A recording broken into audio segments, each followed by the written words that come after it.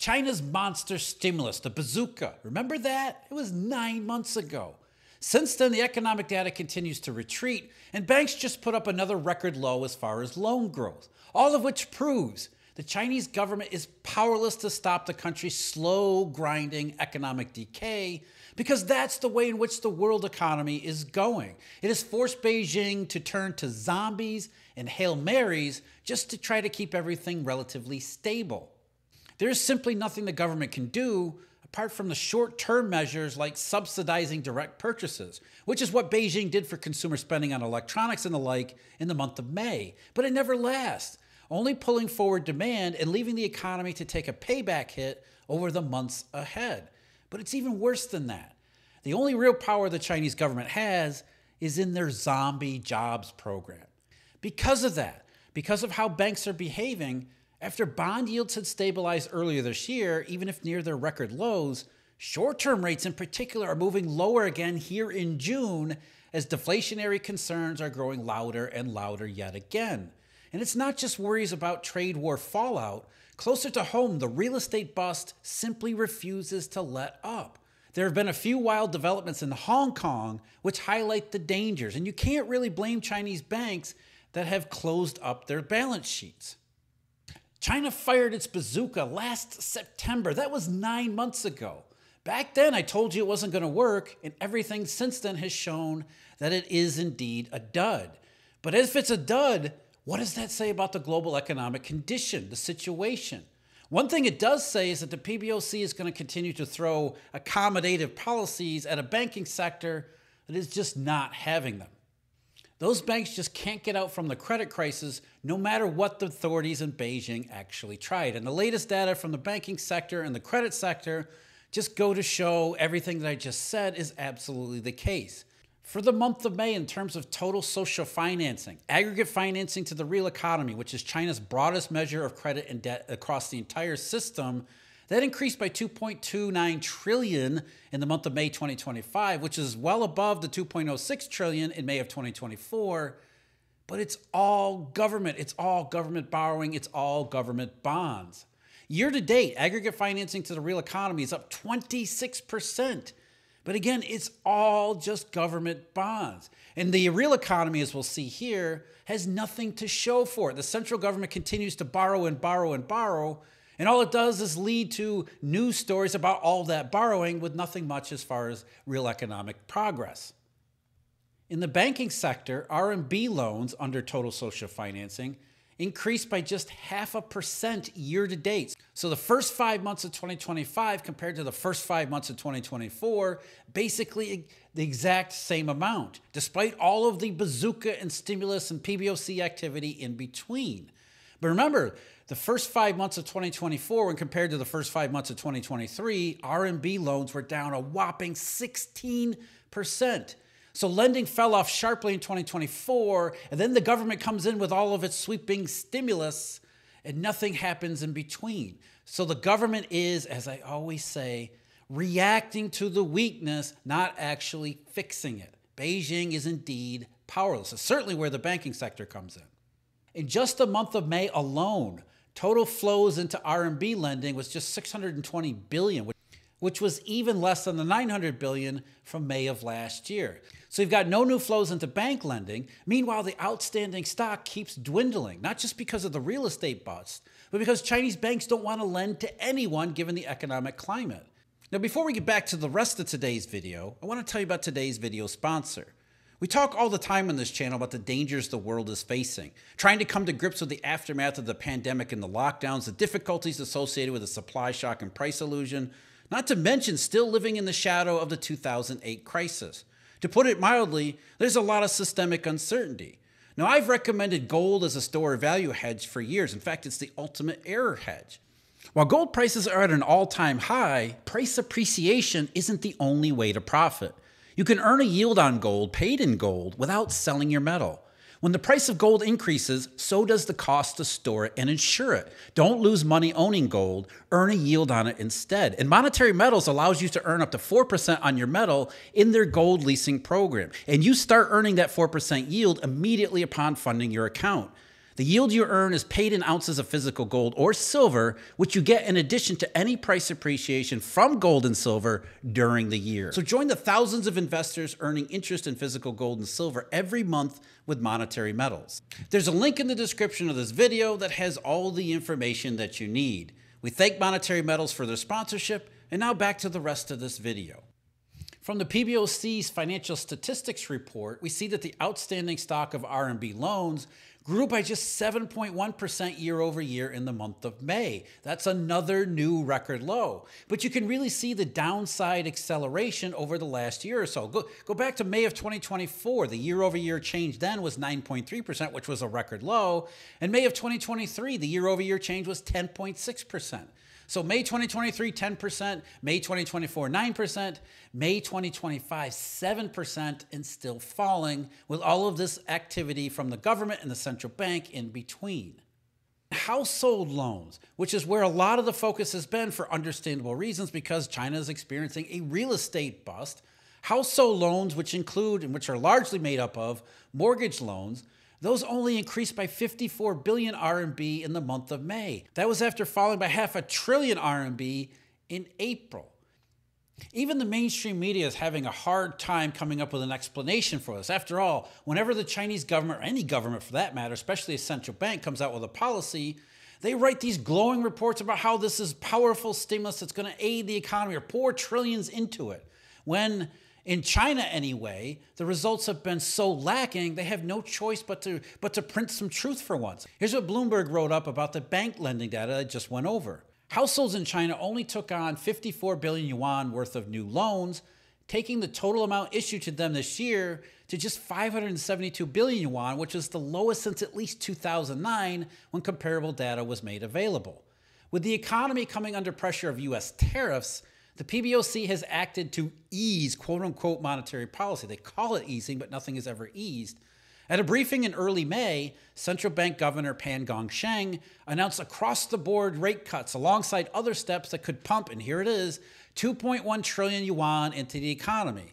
And here's what Bloomberg says: that doesn't look to have had an immediate impact on people's willingness to borrow. It doesn't have any impact on borrowing or lending because it's all just smoke and mirrors. It's all just for show. They're hoping that there's a psychological effect on the bank side as well as on the real economy side, when psychology isn't going to be enough to overcome all of these negative factors up to and including, if not starting from, the real estate bust that's very real in China. So of course banks don't want to lend. They've preferred safety, which is why we see government bond rates in China continue to go lower and stay there. The 10-year Chinese rate right now is 1.7%, not that far off of what had been a record low back in December. So over the last 6 months, Chinese bond yields have been stuck at very near record lows at the long end, and at the short end rates went down a lot more back in December. They came back in February and March, but here we are in June. The 2-year Chinese government bond is moving back lower and it's down around 1.4%. As concerns rise in the short run, China's deflationary economy is going to potentially get even more deflationary as banks won't lend, the economy doesn't really respond. Now they have to face trade wars and tariffs, not to mention a little bit of their own payback in terms of government programs that are supposed to help the economy but only end up creating downside risk and downside reality further down the road. But the banking sector, the fact that it will not lend, it will not take on risks, it all stems from the real estate bust. At least a lot of it stems from the real estate bust that's compounded by an economy that doesn't get going. So from the bank's perspective, you can see exactly why banks are doing what they're doing. Beijing says stimulus, and the banking sector says, you go lend into the economy because we're absolutely not going to do so. And the latest saga from Hong Kong is maybe a perfect example of why. If you haven't been following it, New World Development, which is a major developer in Hong Kong, is really just kind of an offshoot of the Chinese real estate mess. And the New World saga seems to be playing havoc with Hong Kong's monetary as well as its currency exchange system, as both of them have gone haywire in the last month or so. As the stuff with New World has developed, and there's a big story behind it that I wrote about in Eurodollar University's deep dive analysis, basically the troubled developers trying desperately to put together a syndicated loan from Hong Kong banks as sort of a last resort liquidity rescue, but instead has hit a liquidity crunch that has forced it to miss coupon payments, as well as potentially do even more than that, which means they really got to get this loan in place or things could really start to go wrong, not just for New World, but potentially for the entire Hong Kong system, and therefore potential contagion and spreading out from there. But either way, the impact on the Hong Kong marketplace, as I mentioned, first of all, the Hong Kong dollar had hit its upper limit back in early May. As they're supposed to, whenever the currency exchange value hits its upper limit, they came in and bought a ton of US dollars while selling a record amount of HK dollars as reserves, meaning those HK dollars flooded the money markets in Hong Kong. We saw HIBOR rates absolutely sink down to zero. The ultra short-term maturities in HIBOR went to zero, but they stayed there. They never came back. Normally what happens when there's a flood of cheap HK dollars, financial firms come in and they borrow them on the cheap to invest in either the city stock market or they carry trade them outside of Hong Kong in somewhat of a self-correcting mechanism. But that's not what we've seen. HIBOR rates, even over a month later, continue to be down near zero at the front end of the money curve. So banks are essentially hoarding liquidity, likely in the case there's any fallout from New World. They're offering loads of funds at only the shortest terms, less and less willing to lend out at more and more months. And the Hong Kong dollar has become a remarkable one-way trade with money just flying out of the city, not because of the carry trade. Nobody's borrowing HK dollars to engage in carry trading. Instead, it looks like a one-way transaction, which has completely flipped the Hong Kong dollar from at the upper end to all the way at the lower end in a way that we've never seen before. So as I said, there's more to the story. Eurodollar University's deep dive analysis, we've got more of it there. But as far as you need to know, this is one example of one reason why Chinese mainland banks are saying, we'd rather stick to only our best customers and stand out of all of this mess and continued possible mess in the real estate and property development sectors. China's real estate bust is still busting. And so there's going to be tremendous macroeconomic fallout from that, even if it doesn't mean the Chinese economy just absolutely crashes and craters. That's not going to happen either. Instead, the banking sector, like we see in the Western economies, just becomes an anchor. It becomes a drag on the real economy that can never actually grow. In fact, it pulls it down so much that economic growth just diminishes and degrades over time. And so the government is trying to counteract that drag with all of its stimulus programs. But the drag from the banking sector is far greater and far more powerful than anything that the government can come up with, largely because the government is terrible at resource allocation. It's terribly inefficient, and mostly what it does is create further distortions that only make the problems that much more difficult to overcome. And again, I keep pointing to the mainstream media. The mainstream media that is largely on the side of economists, that in the economics that's being practiced by Chinese authorities, they keep having to admit that it's not really working. In the wake of what had been the biggest bazooka in the 2020s, the biggest stimulus program in the 2020s so far, China's got nothing to show for it, very little to show for it. What they do have to show for it, their zombie jobs program, is actually more of a negative than a positive. It reflects negatively on the economy and the ability of the economy to operate than it does on anything else. As Bloomberg reported just a couple days ago, this new reality has saddled China with the most loss-making industrial companies since 2001, the tail end of that earlier period of reform. Local leaders laden in debt are rolling out tax breaks and subsidies for companies in a bid to stave off the double whammy of job and revenue losses. That's left President Xi Jinping's government grappling with two conflicting goals: avoiding mass unemployment that could trigger social unrest, while also closing enterprises that are churning out excess goods that are spurring deflation at home and a wave of anti-dumping tariffs and some deflation from Europe to Latin America and the US. The Chinese are running their factories and other businesses as much as possible to avoid having to let go of their workers. That's how precarious the situation is. They've turned all of these loss-making zombie companies into an informal, ad hoc jobs program, a zombie jobs program. And there are growing signs that even that isn't working. Going back to the article here, already there are signs the weakening labor market is becoming a touchy subject. One of China's largest online recruitment platform, Zhaoping, this year quietly stopped providing wage data it's compiled for at least a decade.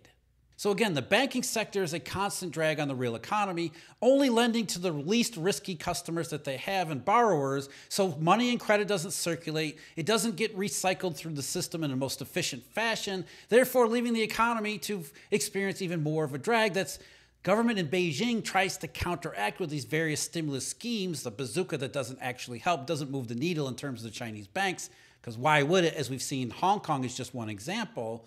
Instead, the economy is really propped up by all of these other ad hoc measures, whether it be the zombie jobs program or other direct spending subsidies like we'll get to in just a second here, which all they do is put a temporary spin on the economy and leave it to suffer a payback over the short run ahead.